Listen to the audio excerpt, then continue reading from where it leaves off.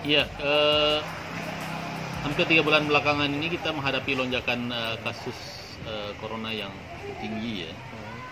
Yang ketika itu dimulai terjadi nasional di bulan Maret sampai kira-kira Juni pertengahan itu kasus belum begitu banyak, tapi memasuki Juli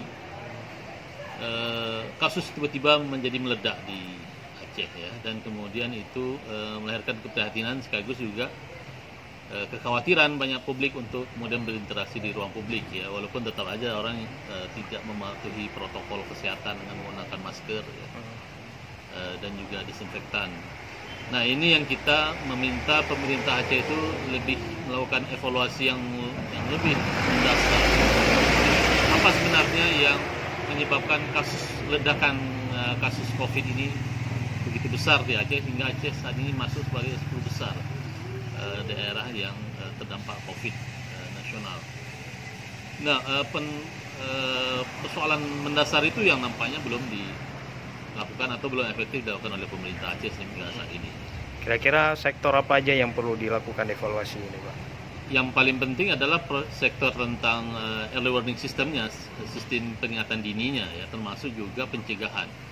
Misalnya kerumunan di ruang publik itu harus bisa didisiplinkan. Saat ini pemerintah sudah membuat kebijakan, bukan pemerintah kota beberapa, misalnya Rumawen, itu sudah melakukan semacam hukuman bagi yang tidak pakai masker ya.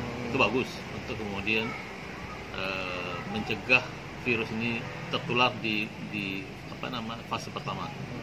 Yang juga harus dilakukan lain adalah pola penanganan ketika mereka terdampak COVID ya, itu juga harus bisa lebih efektif, karena juga angka meninggal di Aceh nampaknya juga dengan rasio tertular agak tinggi ya, dan itu yang harus bisa kita cegah seminimal mungkin agar terutama bagi terdampak COVID dengan usia yang sudah melewati 50 tahun dan mereka sudah memiliki penyakit penyerta, itu jangan sampai menjadi fatality rate sampai kasus meninggal gitu. Itu yang harus diupayakan. Jadi Aceh ini Pak menduduki kasus peringkat pertama angka kematian tertinggi ini Pak. Apakah ini masih ada kelengahan atau memang belum ketatnya peran dari pemerintah Aceh? Ada dua hal. Satu, memang sikap kurang disiplinnya warga ya, dan mereka masih sebagian orang menganggap COVID ini adalah konspirasi atau sesuatu yang tidak real.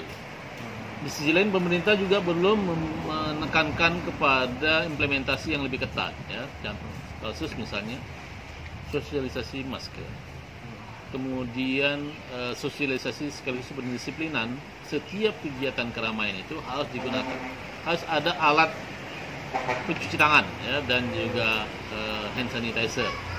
Itu yang nampaknya kurang terjadi, dan kurang ada hukuman. Jadi kalau kita lihat misal di Jawa acara perkawinan itu bisa dibubarkan oleh polisi, di sini nampaknya nggak terjadi langsung itu. Jadi sehingga dianggap ya apa silakannya buat kerumunan, padahal kerumunan itu salah satu tempat ketika klaster pandemi ini terjadi ya. Ya. Untuk penyediaan fasilitas misalkan Pak, wastafel portable dan juga hal-hal lainnya untuk penanganan 3M ini, apakah sudah cukup maksimal ini Pak? Saya lihat belum ya. Walaupun kita sebenarnya bisa maksimalkan tempat seperti musola, masjid, puskesmas, fasilitas umum, fasilitas publik, itu juga mereka harus menyediakan semua itu. Saya lihat beberapa tempat melakukan dengan protokol agak ketat, misalnya di kantor BPJS ya. Tapi di kantor-kantor lain nampaknya protokol ini belum cukup dipatuhi. Misalnya di BPJS ada security yang mengingatkan Anda tidak boleh masuk sebelum menggunakan masker dan cuci tangan. Tapi di instansi pemerintah hal itu tidak dilakukan, jadi orang bisa loss masuk saja begitu. Ya, dan kemudian dengan percaya diri bahwa semua tidak terkena, akhirnya kan kita kenal dan disebut dengan OTG ya, orang tanpa gejala yang dia itu bisa menjadi penyebar virus, dan ini yang lebih memprihatinkan. Mungkin harapan Bapak terhadap pemerintah Aceh ke depannya agar penanganan ini lebih baik Pak? Pemerintah Aceh silakan push proses penanganan COVID ini secara lebih maksimal, karena anggaran yang disediakan juga cukup besar ya. Tapi sekaligus juga perlu ada transparansi dan akuntabilitas penggunaan anggaran ya. Jangan terjadi hal-hal yang kemudian dituduhkan politisasi penderita COVID. Nah, itu jangan sampai.